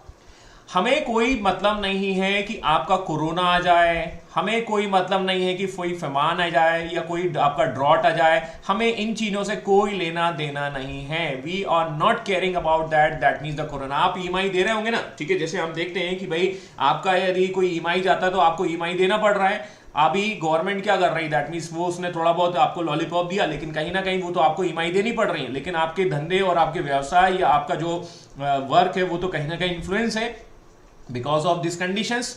तो जमींदार ये व्यवस्था में या परमानेंट सेटल व्यवस्था में एक फिक्स या एक आपका कह सकते हैं आपका फिक्स टैक्स बता दिया जाएगा कि आपको 10 लाख रुपया देना है। We are not caring about this kind of the situations, ठीक है। और किसानों से जो कर वसूलने का जो अधिकार होगा वो जमींदारों का होगा। जमींदार 10 लाख रुपया कंपनी को देगा, ठीक है। अब जमींदार 10 लाख रुपया देना है कंपनी को, तो वो जमींदार कितना पैसा जो है वसूलेगा? ऑफ कोर्स कहीं ना कहीं 15 लाख रुपए तो वसूलेगा, ठीक है। आ गई 15 लाख की बात, तो 15 लाख रुपए जो है वो किसानों से वसूलेगा। तो क्या होगा? दैट मीन्स, ठीक है, जो व्यवस्था मोटे तौर पर हम कह सकते हैं ये किसानों के लिए फायदेमंद नहीं होगी। किसान जो है वो टैक्स देंगे जमींदार को, और जो जमींदार है कुछ पैसा जो है अपने पास भी रखेगा, मोटे तौर पर वो क्या है, एक्सप्लॉयटेशंस करेगा, और उसका एक फिक्स अमाउंट अंग्रेजों को दे देगा। अंग्रेज खुश, उनको मतलब नहीं है कि कोई भी सिचुएशंस कैसी भी आ रही है, हमें तो एक फिक्स मशीन आ जा, फिक्स पैसा आ जाएगा। दूसरा हम देखेंगे जमींदार एक ट्रस्टेबल जो है आपका एक वर्ग इनके लिए तैयार हो जाएगा। जमींदार वर्ग जो है वो गवर्नमेंट का क्या हो जाएगा, एक भरोसेमंद व्यक्ति बन जाएगा, हर साल 10 लाख रुपए देगा। और 1857 की जो क्रांति होगी तो ये वर्ग जो है वो सपोर्ट करेगा किसको? गवर्नमेंट को या अंग्रेज को, ठीक है, अंग्रेजों को, ठीक है। तो ये सिचुएशंस ऐसी बन रही है जिसमें जमींदार एक ट्रस्टेबल वर्ग बन रहा है और हालत खराब हो रही है फार्मर्स की या टिपिशियंस की, ठीक है। तो इस तरीके से हम देखेंगे, तो ये है एक बेसिक सिचुएशंस। हाँ, इसमें भूमि का मालिक कौन होगा? इसमें भूमि का मालिक जो है वो जमींदार ही होगा, और जमींदार जो है वो अपनी खेती करवाएगा किसानों से, और किसानों से वो टैक्स वसूलेगा। जमींदारों को किसानों से किराया वसूलने का क्या है, दैट मीन्स अधिकार दिया गया, और यही जो है जमींदार जो है वो क्या करता था, वो टैक्स देता था गवर्नमेंट को।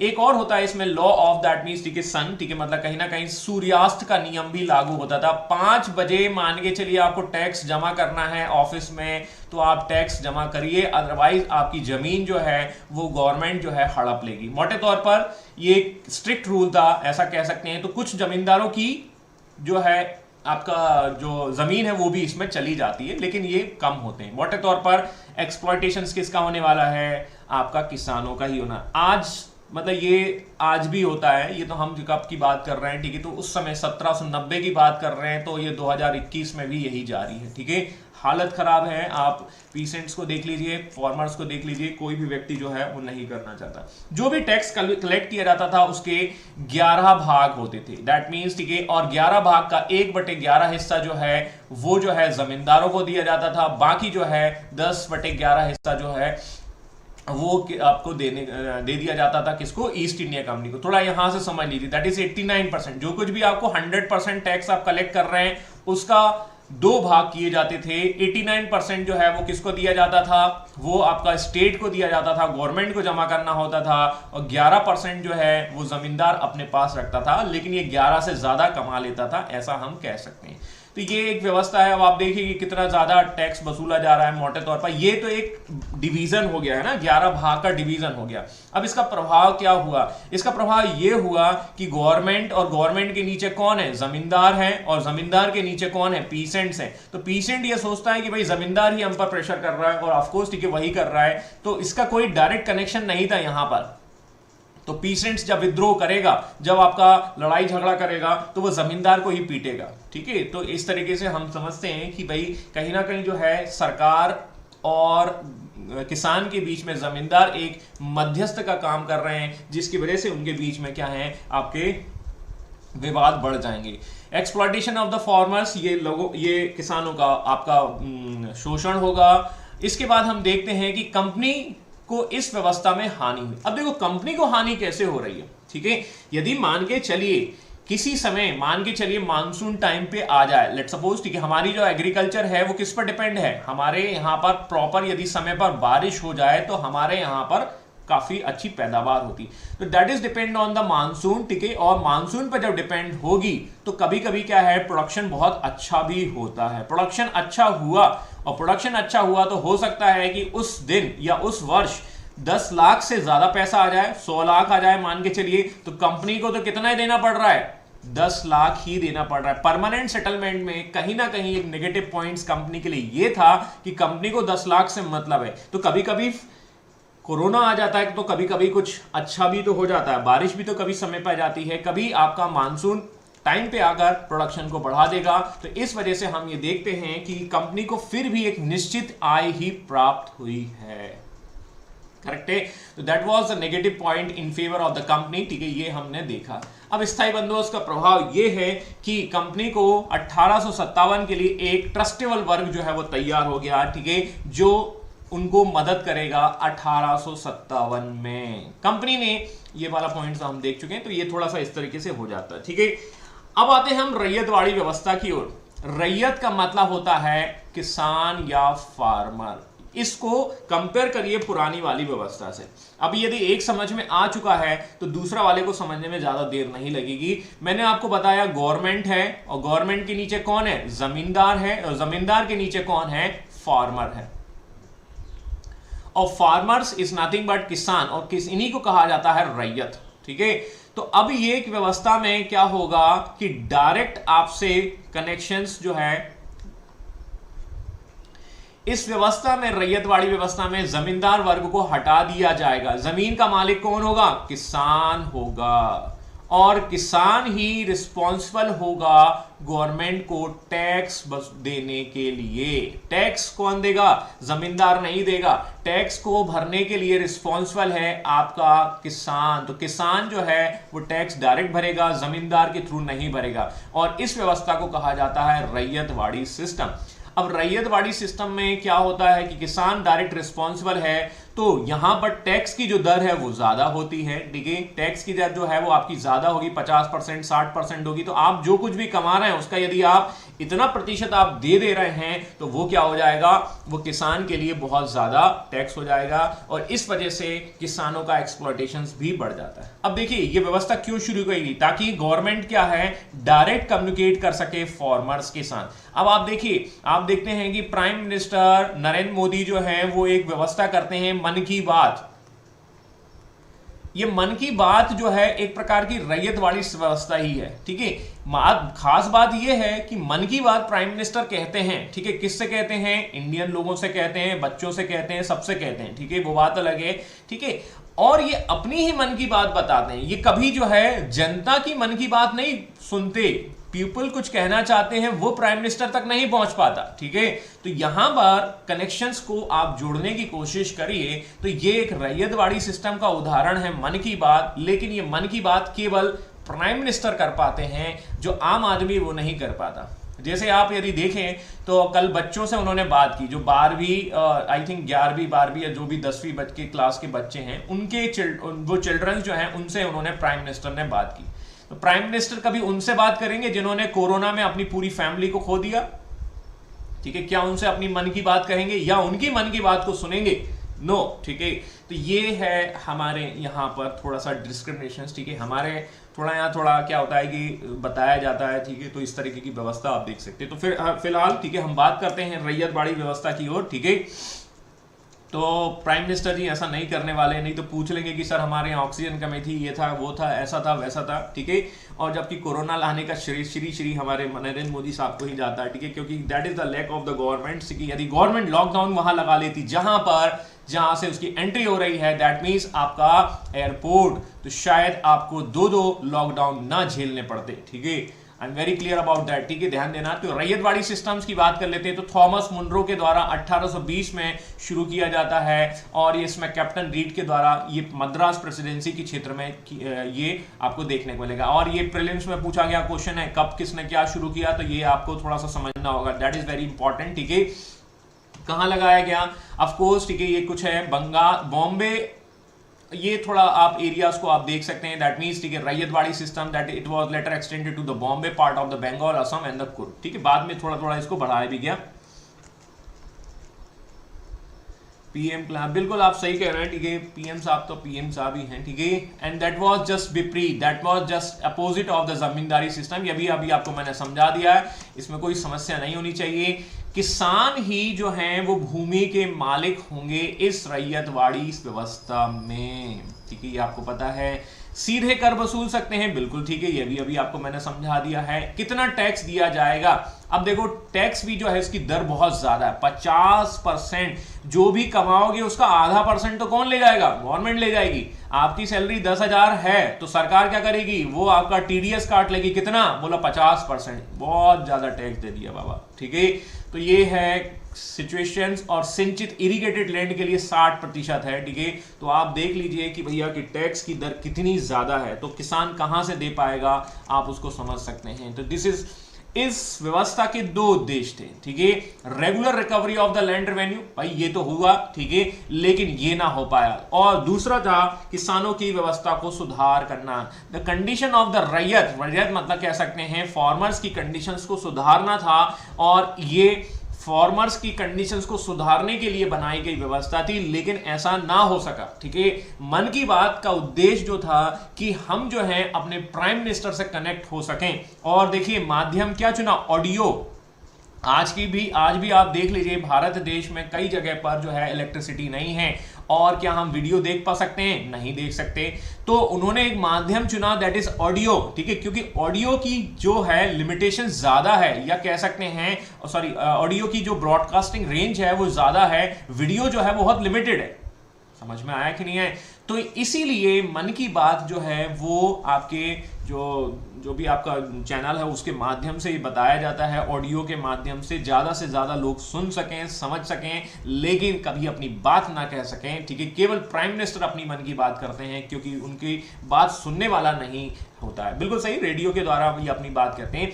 तो रैयतों की conditions, that means prime ministers को कनेक्ट करना था भारत की जनता से, उसके लिए ये शुरू किया गया था, और एक हेल्दी कम्युनिकेशन होता, और इसी तरीके से रैयत भी बनाया गया था। तो जब भी मन की बात आप सुने तो रैयत वाली व्यवस्था को जरूर याद रख लें, आपको शायद कनेक्ट करने में आसानी होगी, आपको समझने में आसानी होगी, और आप शायद समझ चुके होंगे। तो इस व्यवस्था में ये वाला पॉइंट तो कभी नहीं ठीक हो पाया। हाँ, लगातार लैंड जो है, दैट मींस टैक्स जो है वो आपका वसूला जाने लगा। तो ये है व्यवस्था आपकी रैयतवाड़ी व्यवस्था। रैयतवाड़ी व्यवस्था का प्रभाव क्या होगा? एक्सप्लॉयटेशन ही होगा भाई, ठीक है, क्योंकि इन सारी व्यवस्थाओं में यदि हम देखें तो कहीं ना कहीं कर की दर जो है अधिक होने के कारण एक्सप्लॉयटेशन हुआ। लगान जो है बहुत ही ज्यादा कठोरता के साथ वसूला जाता था, जिसकी वजह से जो फार्मर है वो क्या लेता था, वो अपने लोकल व्यक्ति से क्या करता था, पैसा लेता था, और उनके जंगल में फंस जाता था, trapped in the clutch of the mahajan, उनके चंगुल में फंस जाता था। और इस तरीके के बैंक्स तो हुआ नहीं करते थे कि कोई बैंक जो है वो आपको करते दे, ठीक है। इस तरीके की व्यवस्थाओं में किसान फंसता चला गया। आगे बढ़ते हैं, महालवाड़ी सिस्टम की ओर बढ़ते हैं। और महालवाड़ी सिस्टम में क्या है, अब ये दोनों का थोड़ा सा मिला जुला रूप है, आप ऐसा समझ सकते हैं, ठीक है। तो महालवाड़ी का मतलब क्या है, आप थोड़ा देख लेते हैं, ठीक है। देखिए, that was started by the William Bentinck. William Bentinck बहुत ही खास व्यक्ति हैं, ठीक है, ध्यान देना, यही है वो सती प्रथा वाले, ठीक है। इसी ने सती प्रथा बंद करवा दी थी। 1833 के समय पर जो है वो यहाँ पर आते हैं और महालवाड़ी सिस्टम को शुरू करते हैं। तो ये याद रख लेना भाई, इन्हीं के टाइम पर आपके राजा राम मोहन राय ट्रिपल आर थे, और ट्रिपल आर जो है वो इस तरीके से करने की कोशिश करते हैं। थोड़ा हम ट्रिपल आर को भी देख लेंगे। एरिया ये आप देख लेना, ठीक है, इसमें कोई दिक्कत नहीं है, ठीक है। सेंट्रल प्रोविंस सीपी, ठीक है, नॉर्थ वेस्ट फ्रंटियर पंजाब, ये तो आपको पता है, इसमें कोई दिक्कत नहीं होनी चाहिए, ठीक है। खास बात ये है, that was the combination, we can say that कि इसमें जो व्यवस्था है इसमें जमींदारी सिस्टम और रैयतवाड़ी सिस्टम दोनों को शामिल किया गया, दोनों को व्यवस्थाओं को शामिल किया। अब इसमें क्या होता है, इसमें देखिए ऐसा समझ लेते हैं, इसमें आप ऐसा समझ लीजिए कि जो टैक्स है, जो छोटे छोटे गांव होते थे, जैसे मान के चलिए गांव है,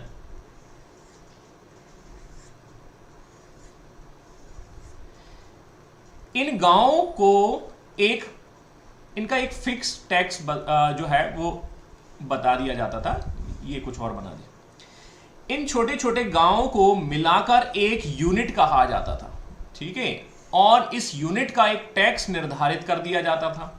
उस टैक्स, मान के चलिए 10 लाख रुपए टैक्स निर्धारित कर दिया गया।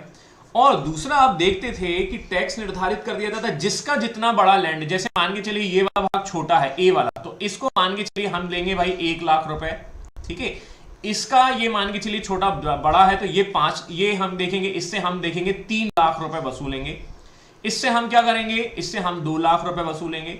ऐसे करते करते ये 10 लाख रुपए वसूले जाते थे, और गांव का एक मुखिया या व्यक्ति जो है वो एक रिप्रेजेंटेटिव बना दिया जाता था, और वो इसका टैक्स वसूलता था, ठीक है। तो इस तरीके की व्यवस्था होती थी। तो दोनों का कॉम्बिनेशन हो जाएगा, और ये मोटे तौर पर इनको यूनिट को कहा जाएगा। तो महल मतलब कह सकते हैं गांव, और महलवाड़ी का मतलब है एक बहुत सारे आपके गांव को मिलाकर बनाई गई एक व्यवस्था, जिसमें टैक्स की दर जो है वो निश्चित कर दी जाती थी कि इस वाले यूनिट से, इस वाले सेक्शन से इतना इतना टैक्स वसूला जाएगा, और उसको भी गांव में डिवाइड कर दिया जाता था कि आपका इतना, आपका इतना और आपका इतना।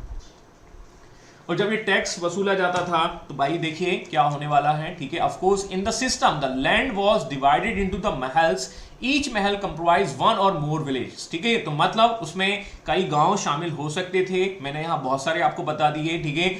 और उनका एक दर जो है वो निश्चित कर दिया जाता।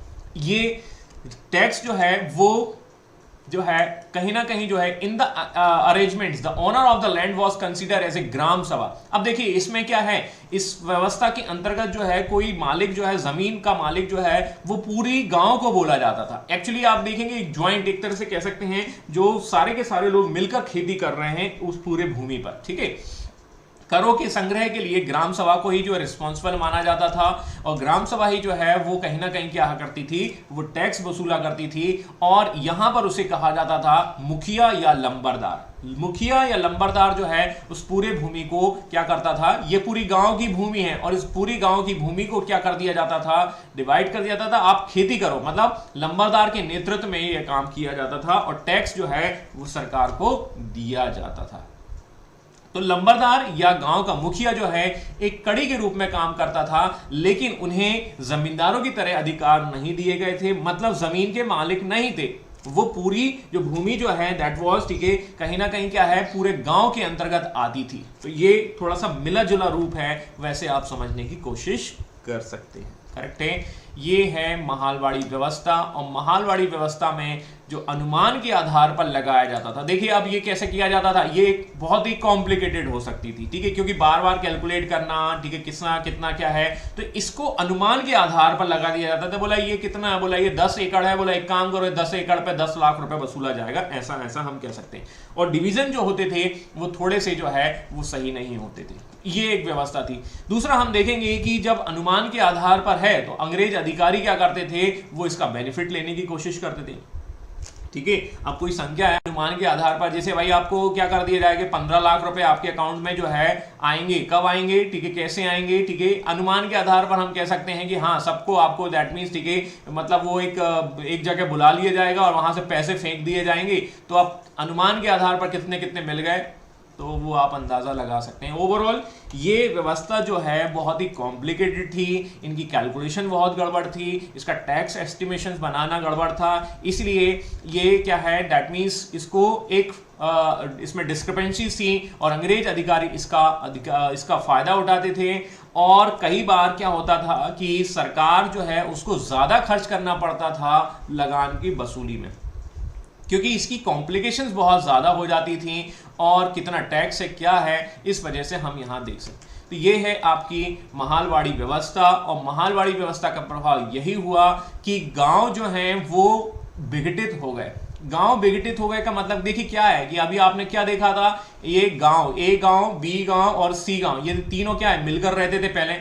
लेकिन जब यहां टैक्स की बात आती है, दर की बात आती थी, तो बोला तुमसे हमने 5 लाख वसूला जाएगा, तुमसे हम 3 लाख ही वसूलेंगे, ठीक है। क्यों? क्योंकि यही तो अनुमान के आधार पर है। और बी वाला जो है अब वो ए से क्या है नफरत करने लगा, क्योंकि बोला इनको तो यार इन्होंने तो 5 लाख का कुछ सेटिंग कर लिया, इन्होंने 3 लाख का सेटिंग कर लिया। तो मतलब कहीं ना कहीं क्या है 2 लाख रुपए इस वाले गांव को बी को ज्यादा देने पड़ रहे हैं, क्योंकि ए ने सेटिंग कर लिया अंग्रेज अधिकारी के साथ। तो इस वजह से हम देखते हैं कि गांव जो हैं वो टूटने लगते हैं, दैट मीन्स उनके बीच में भेदभाव आने लगते हैं, डिस्क्रिमिनेशन हो जाता है because of this kind of the tax. और इस तरीके से गांव भी जो यूनिटी के तौर पर रहते थे वो धीरे धीरे ब्रेक होना शुरू हो जाएंगे। सामाजिक दृष्टिकोण से इनके बीच में आप देखेंगे दैट मीन्स कि ये कहीं ना कहीं वो आपको डिविजन्स कर रही है गांव की व्यवस्था में, ठीक है। और ये आर्थिक दृष्टि से भी जो है कहीं ना कहीं सही नहीं रही। तो ये कंपनी के फेवर में भी नहीं रही है ना, ध्यान देना, ऐसा आप समझ सकते हैं। कंपनी को भी इसमें नुकसान हो रहा है, टैक्स की दर ज्यादा है, इस तरीके से आप थोड़ा सा समझ सकते हैं। तो अब आपको ये समझ में आ चुका होगा कि permanent settlement that was 19% of the total, 51% ryotwari system और महलवाड़ी सिस्टम जो है वो 30% रही। इस तरीके से ये आपके विभिन्न विभिन्न भागों में रही। टोटल आप 100% मोटे तौर पर समझ सकते हैं। ये है आपके वो छोटे छोटे रिचार्ज जिसके बेस पर अंग्रेजों ने आपका शोषण किया। पिक्चर अभी बाकी है, ये शोषण अभी केवल क्या है, छोटे छोटे रिचार्ज के फॉर्म में शुरू हुआ है, केवल किसानों का शोषण हुआ है। अभी तो हम देखेंगे हमारी इंडस्ट्रीज को नष्ट करने वाले हैं। आप लोगों को थोड़ा बहुत पढ़ा लिया जाएगा, पढ़ा लिखा दिया जाएगा और आपको बोला जाएगा कि भैया आप जो है थोड़े बहुत पढ़ लिख गए हैं और पढ़े लिखने के बाद आप भारत के लोगों पर ही शोषण करने वाले हैं। अंग्रेज अपनी नीति के तहत जो है इस तरीके के काम करते हैं कि आपके अंदर जो है इस तरीके की फीलिंग आ जाएगी कि फेयर एंड लवली। देखिए क्या होता है, अंग्रेज क्या करने वाले हैं आगे, है ना, मैं आगे की बता रहा हूं। अंग्रेज यहां से रॉ मटेरियल लेंगे, थोड़ा थोड़ा बेसिक्स, करेक्ट है। उस रॉ मटेरियल को क्या कर देंगे, ब्रिटेन भेज देंगे या इंग्लैंड में भेज देंगे और ब्रिटेन में क्या करेंगे, उसको प्रोसेस करेंगे, क्योंकि वहां पर क्या हो चुका है, इंडस्ट्रियल रिवॉल्यूशन हो चुका है। वर्ल्ड हिस्ट्री का टॉपिक, इंडस्ट्रियल रिवॉल्यूशन के फलस्वरूप आप देखेंगे फेयर एंड लवली जो है प्रोडक्ट के रूप में आपको देखने को मिलेगी, फेयर एंड फेयर मतलब। और इस फेयर एंड लवली को बेचा जाएगा कहां पर, मार्केट में। और मार्केट में ये बताया जाएगा कि इसको लगाने से आप बहुत ज्यादा गोरे हो जाएंगे, ठीक है ना। और गोरे हो जाएंगे तो मार्केट क्या है, मार्केट कौन सा, इंडियन मार्केट है ना। और इंडिया के मार्केट में जब ये चीज बेची जाएंगी तो ये क्या होगा, प्रॉफिट कमाया जाएगा, ठीक है। तो ये तो रिचार्ज की कहानी छोटी छोटी मैंने बता दी है। अब ये कहानी है प्रॉफिट की ओर कन्वर्ट होगी, इंडस्ट्रियल रिवॉल्यूशंस की ओर कन्वर्ट होगी। और ये इंडस्ट्रियल रिवॉल्यूशंस कब आएगा, समय पे आएगा। तो अंग्रेज ट्रेडिंग्स के तौर पर आए थे, व्यापारी के तौर पर आए थे, और ये व्यापारी आगे चलकर क्या करने वाले हैं ये थोड़ी थोड़ी झलक मैंने आपको बताने की कोशिश की। I hope you have enjoyed this sessions. और इस सेशन में यदि कोई समस्या है तो आप बताइए, अदरवाइज इस सेशन को अब हम यहीं क्लोज कर रहे हैं and we will continue this sessions later, ठीक है, मतलब आने वाले समय में कन्वर्ट इसको देखेंगे और अंग्रेजों की इकोनॉमिक पॉलिसीज को डिस्कस करेंगे। This is very very important topic. ये इकोनॉमिकल सेशन वाला पार्ट जो है बहुत खास है और इसको हम कुछ आसान भाषा में समझने की कोशिश करेंगे। सर 7 मार्च पीडीएफ भी एक बार देखिएगा, उसमें क्वेश्चन 1 से 10। ओके ओके, ठीक है ठीक है ठीक है ठीक है। आंसर शीट नहीं मिली क्या आज राजवीर जी? मैंने आंसर शीट दोबारा भिजवाई थी, फिर बाद में कुछ वो गैप्स थे।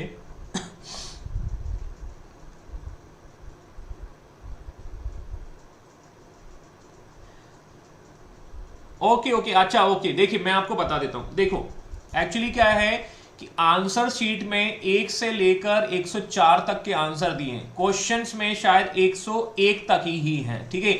आप जो है वो 102, 103 और 104 को इग्नोर कर दीजिए, जो आंसर शीट में जो एक्स्ट्रा दे दिए गए हैं। सर बुक्स की लिस्ट भी दे दीजिएगा, ये बुक्स, ओके ओके, ठीक है ठीक है ठीक है, हाँ हाँ मैं समझ गया, ठीक है राजवीर जी। और वो आंसर में कुछ ज्यादा दे दिए गए, क्वेश्चन 101 ही है, 101 तक ही करिएगा। 102 को इग्नोर कर दीजिएगा आंसर शीट में, 103 को इग्नोर कर दीजिएगा, 104 को इग्नोर कर दीजिएगा, बस और कुछ नहीं, ठीक है। दैट्स ऑल, आई थिंक मेरे ख्याल से समझ में आएगा। ओके ठीक है, बुक लिस्ट भी आपको मैं, ठीक है, मैं इसको भी एक तरह से आपको बुक लिस्ट भी आपको दे दूंगा, ठीक है। एक पीडीएफ मेरे पास पड़ा हुआ है, उसमें मैं आपको शेयर कर दूंगा, ठीक है। तो कोई डाउट और कोई समस्या और कोई सिचुएशंस, तो क्या इसको समाप्त किया जाए इस सभा को?